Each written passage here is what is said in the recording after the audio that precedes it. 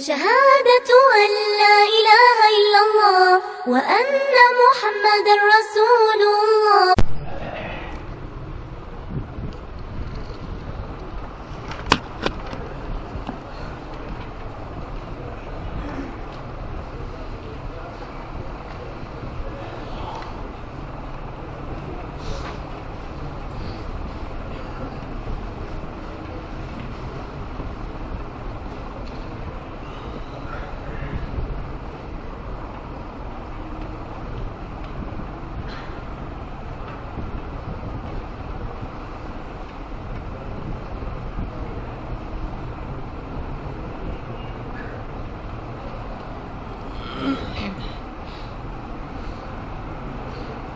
اما بعد،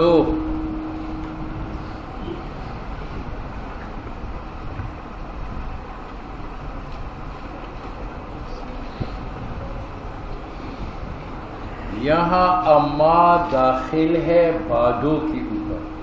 کس کے اوپر؟ اور اما کے بعد یہاں آیا ہے فا، فلما کھانا. این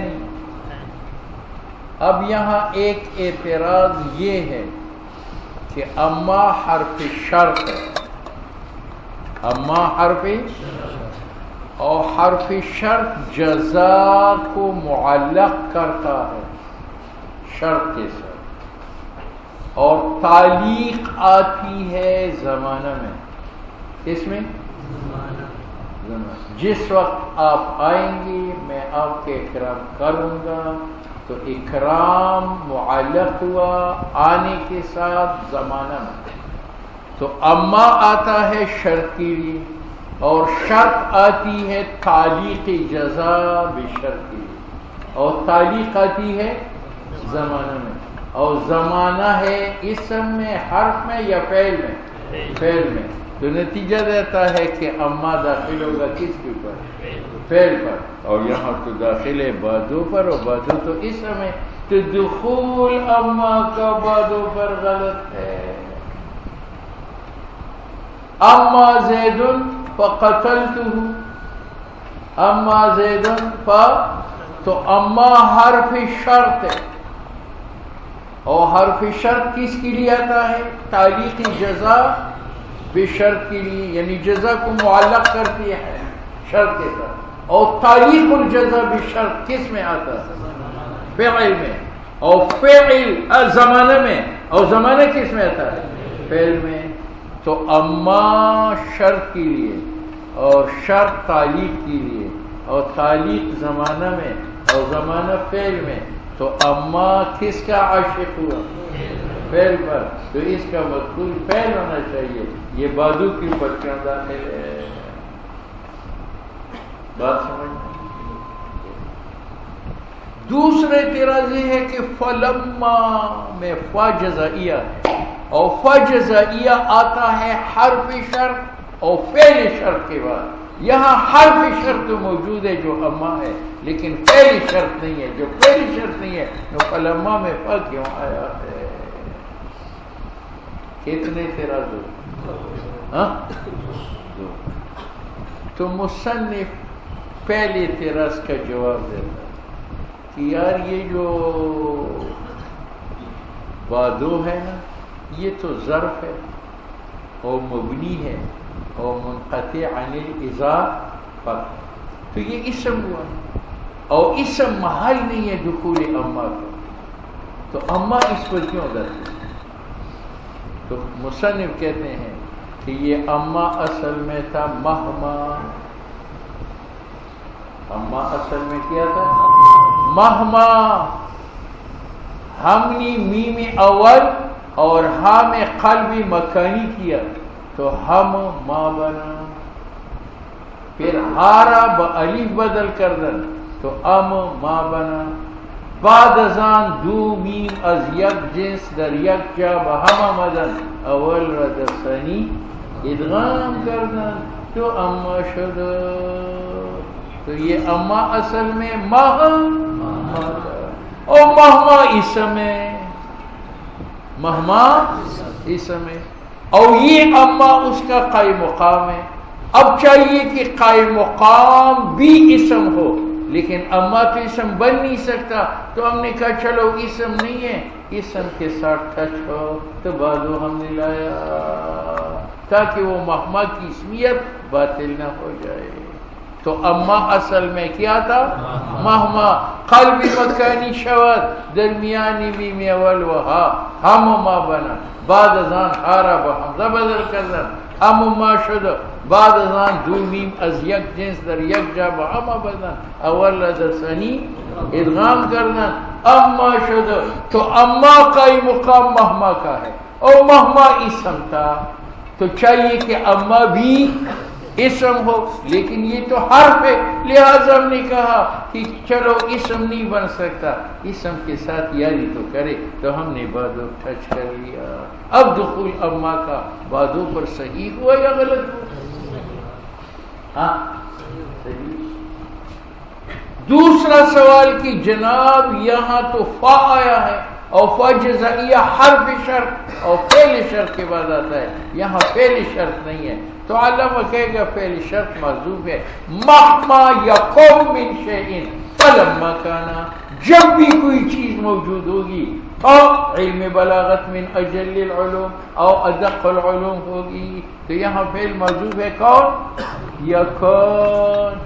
اب یکن کو ہم نے حذف کیا، تو ہم نے کہا کہ فعل شرط حذف ہوا، کم از کم فعل ہو تاکہ وہ شرط پر دلالت کرے، تو بادو اس لیے لایا گیا ہے تاکہ مہما کی اسمیت پر دلالت کرے، اور فا اس لیے لایا گیا تاکہ یکن فعل شرط موضوع پر۔ اب بات سمجھ میں آ گئی؟ ہاں سنو، اما بادو ہوا، یہ بادو جو ہے یہ ظرف زمان ہے اور مبنی ہے، معرب نہیں ہے، اور منقطع عن الاضافت ہے، مضاف الیہ ہے، اما بعد الحمد والصلاۃ والعامل فی، اور عامل اس میں اما ہے۔ اب اعتراض پڑتا ہے کہ اما حرف ہے، اور حرف جو ہے وہ شرط کے لیے ہے، اور شرط تعلیق کے لیے ہے، اور تعلیق زمانہ کے لیے ہے، اور زمانہ فعل میں ہے، تو اما کس پر نازل ہوگی؟ اور یہاں تو بادوں پر ہے، کہتے ہیں عامل اس میں اما ہے، لِنِيَامَتِهَا عَنِ الْفِعْلِ، یہ نائب فعل شرط کا اصل ہے، مَهْمَا يَكُن مِّن شَيْءٍ بَعْدَ الْحَمْدِ وَالصَّلَاةِ، تو اما اصل میں مہما تھا، ہا اور میم اول میں قلبی مکانی ہوا، پھر حمزہ ہا حمزہ سے بدل گیا، پھر میم میں مدغم ہوا، تو کیا ہوا؟ اما۔ اب اما قائم مقام مہما کا ہے، اور جو قائم مقام غیر کا ہو وہ فی حکم الغیر ہے، اور مہما تو اسم تھا، تو چاہیے کہ اما بھی اسم ہو، لیکن اسم تو ہو نہیں سکتا، یہ حرف ہے، تو ہم نے کہا کم از کم اسم پر داخل ہو تاکہ اس کا منوب ناراض نہ ہو جائے۔ جب بھی یکن موجود ایک شے حمد اور صلاۃ کے بعد، تو مہما ہونا مبتدا اور اسمیت اس کے لازم ہے مبتدا کے ساتھ، اور لفظ یکن کا شرط ہے، او فا لازم ہے لہا غالباً نفہین تضمنت اما، جب اما متضمن ہوا معنی مبتدا کو جو مہما تھا، اور مہما جو ہے وہ اسم تھا، تو اما بھی اسم ہونا چاہیے، لیکن اسم بن نہیں سکتا، تو کم از کم اسم پر داخل ہوا، اور متضمن ہوا معنی شرط کو، اور شرط فعل شرط کے ساتھ فا لازم تھا، نو لازمت حلف فا اس کے ساتھ لازم ہوا، یہ فعل شرط کی وجہ سے، اور لازم ہو اس کے ساتھ لسوق اتصال اسم کا، کیونکہ یہ مہما قائم مقام ہے اقامتاً للازم، تاکہ ہم لازم قائم کریں، بجائے لازم کون ہے؟ فا، ملزوم کون ہے؟ فعل شرط، لازم کون ہے؟ اسمیت، ملزوم کون ہے؟ مہما، وابقاء لاثری فی الجملہ، تاکہ فعل شرط کا اثر تو باقی رہے فی الجملہ، اگر فعل شرط موجود نہیں ہے تو اس کا اثر جو حرف جزا ہے فا وہ موجود ہو جائے۔ بات سمجھ میں آ گئی؟ ہاں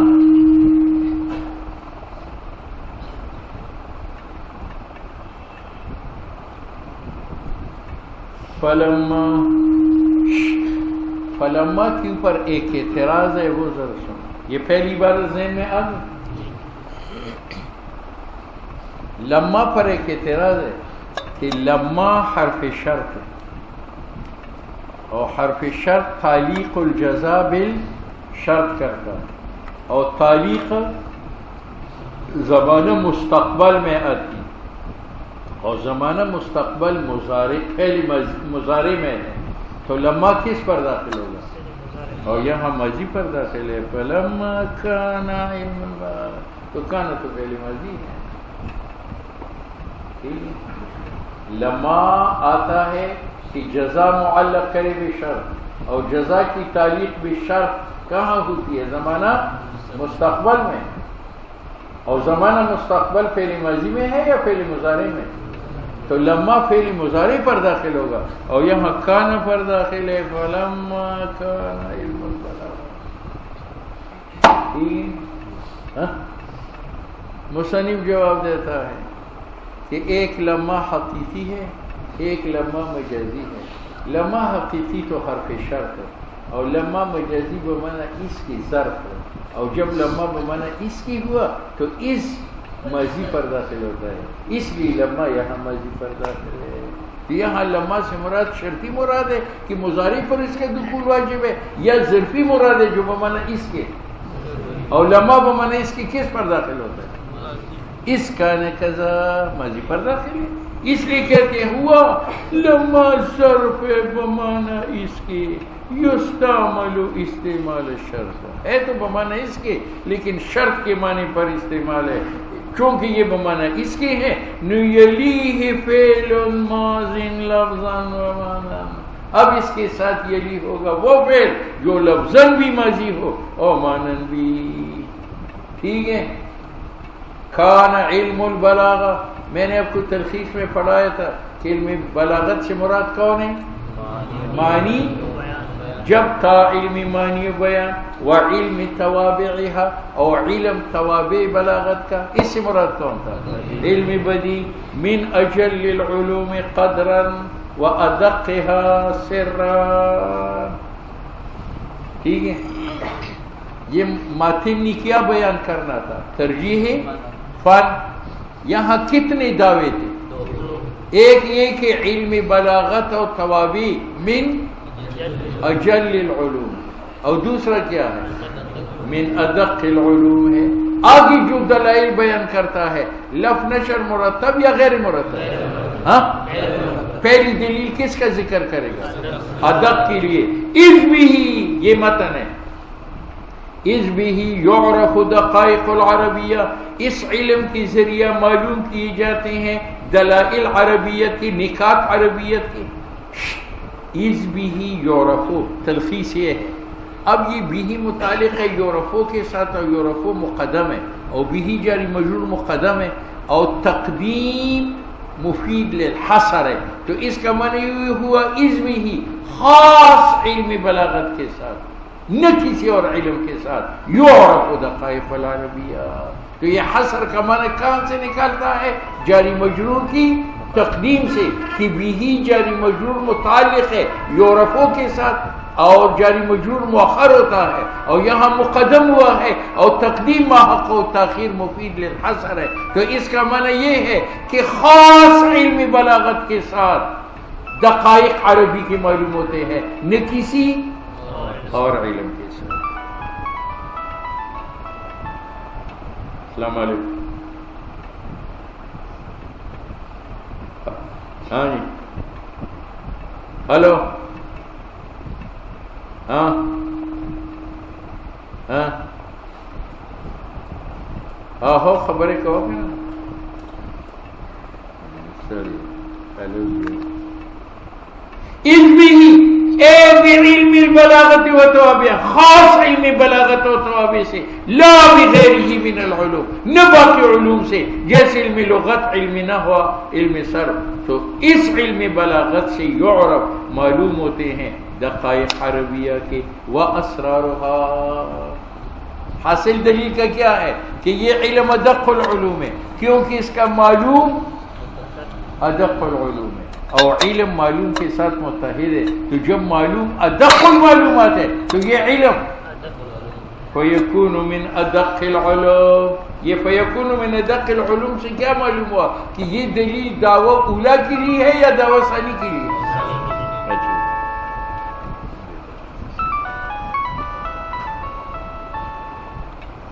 السلام علیکم. ہاں ہاں ہاں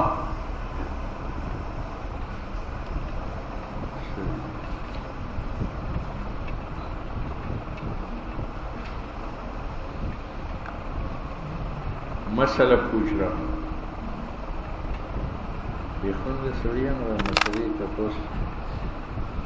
وَيُكْشَفُ عَنْ وُجُوهِ الْإِعْجَازِ، اور ہٹائے جاتے ہیں اعجاز کے چہروں سے وہ اعجاز جو قرآنی الفاظ میں ہے.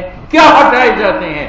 استارها اے بھی اے ہاں میں نے آپ کو بتایا تھا یہ دلیل کس دعویٰ کے لیے؟ دعویٰ اولا کے لیے، دعویٰ ثانی کے لیے؟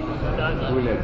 ہاں اب انہی سے دعویٰ ثانی اور اس کی دلیل میں مطابقت ظاہر ہے. کیوں؟ دعویٰ میں بھی دقت کا ذکر ہے وَأَدَقُّ الْعُلُومِ سِرًّا، اور دلیل میں بھی ادق کا ذکر ہے اِذْ بِهِ يُعْرَفُ دقائق. لیکن دعویٰ اولا اور اس کی دلیل میں مطابقت نہیں ہے. دعویٰ اولا کیا ہے؟ اجل، ہاں، اور دلیل کیا ہے؟ کاشف الاستار عن وجوہ الاعجاز، کہ یہ اعجاز کے چہروں سے پردے ہٹاتا ہے. اس کی مناسبت اجل العلوم کے ساتھ کیا ہے. تو میں نے آپ کو بتایا تھا کہ مختصر معنی ایک منطق چلائے گا کہ اس دلیل سے کیا معلوم ہوا کہ یہ علم ذریعہ ہے معرفت اعجاز کا، اور معرفت اعجاز ذریعہ ہے تصدیق قرآن کا، اور تصدیق قرآن ذریعہ ہے تصدیق نبی کا، اور تصدیق نبی ذریعہ ہے سعادت ہے، اور سعادت دارین اجل المعلومات ہے. تو یہ علم اس لیے کہتے ہیں اِذْ بِهِ يُعْرَفُ، اس سے معلوم ہوتا ہے کہ قرآن معجز ہے، کیونکہ یہ اعلیٰ مراتب بلاغت میں ہے، اور اعلیٰ اس لیے ہے کہ یہ مشتمل ہے علی الدقائق، ایسے دلائل اور ایسے نکات پر کہ وہ دلائل خارج ہے طاقت بشری سے. تو یہ ذریعہ ہوا معرفت اعجاز کا، اور لہذا اور معرفت اعجاز وسیلہ ہے تصدیق النبی علیہ السلام کا، اور وہ ہوا تصدیق نبی علیہ السلام کا وسیلہ ہے فوز بجمیع السادات کا، اور فوز بجمیع السادات اجل المعلومات ہے. فَيَكُونُ مِنْ اجل المعلوم، کیوں؟ لِكَوْنِ معلومِهِ، کیونکہ اس کا معلوم و غایا من اجل المعلومات ہے اور اجل الغایات ہے. بات سمجھ میں آ گئی؟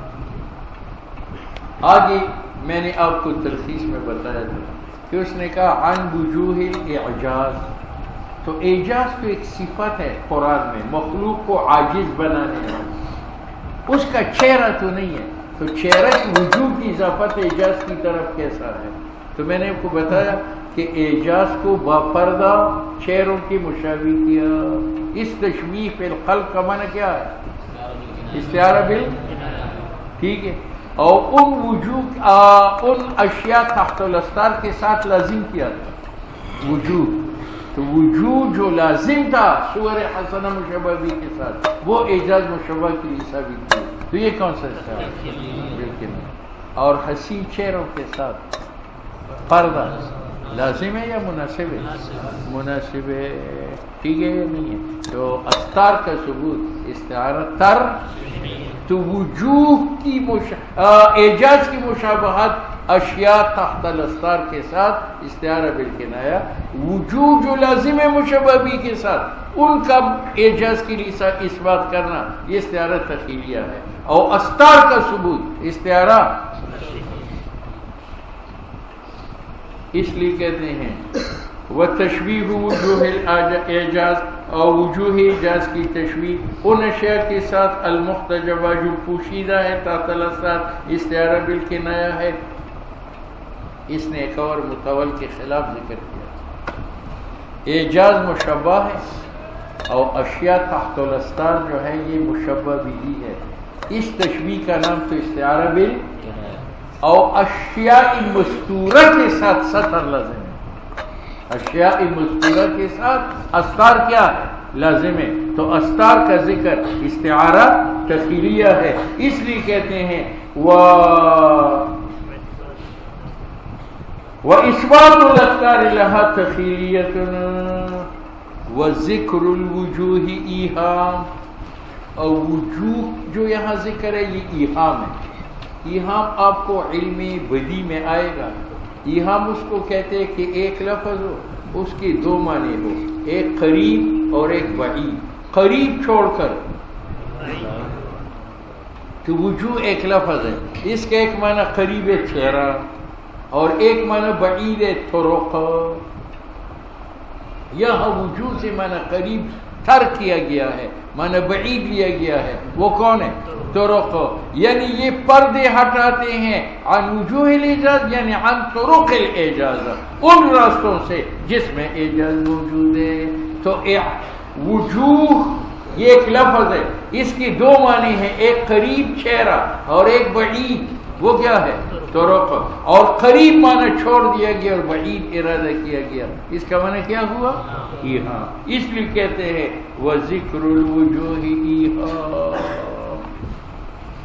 بس یہ ایک تقریر ہے. دوسری تقریر کہ اعجاز کو مشابہ کیا ہے بے نظیر کے ساتھ.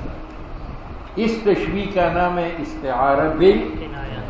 اور بے نظیر جو مشبہ بھی ہے اس کے ساتھ وجوہ لازم ہے. وہ لازم مشبہ بھی اعجاز کے لیے ثابت کی ہے. یہ کیا ہے؟ استعارہ بالکنایہ.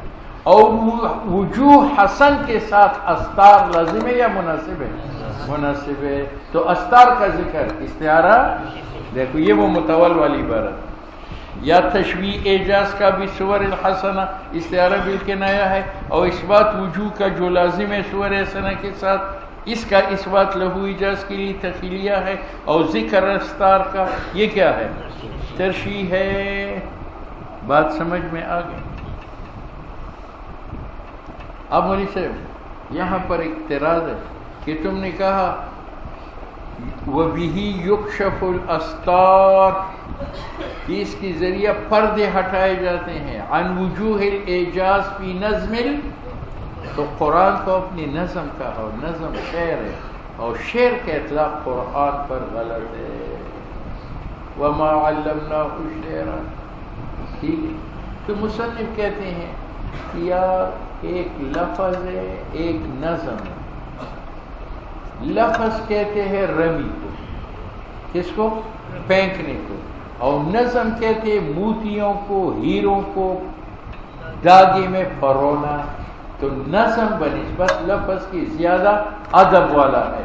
اس لیے میں نے فی لفظ القرآن نہیں کہا. اگر لفظ کہتا ہے اس کا معنی کہ قرآن علیہ باللہ پھینکنے کا کام. اس لیے میں نے لفظ القرآن کی جگہ، اس کا معنی کہ قرآن ایک ایک حرف اپنی جگہ ایک قیمتی موتی ہے، ہیرا ہے، جو علم کی داغے میں پروئے گئے ہیں. اس لیے میں نے لفظ کی جگہ نظم کا ذکر کیا. وَنَظْمُ الْقُرْآنِ تالیف کلماتہ، یہ جمع کرنا ہے کلمات قرآنی کا اس حال میں کہ مترتب و باعتبار معنی کے متناسخت الدلالات، اور ہر لفظ کی دلالت معنی پر مناسب ہو، علی حسب ما یقتضیہ العقل، اور عقل کی تقاضا کے مطابق.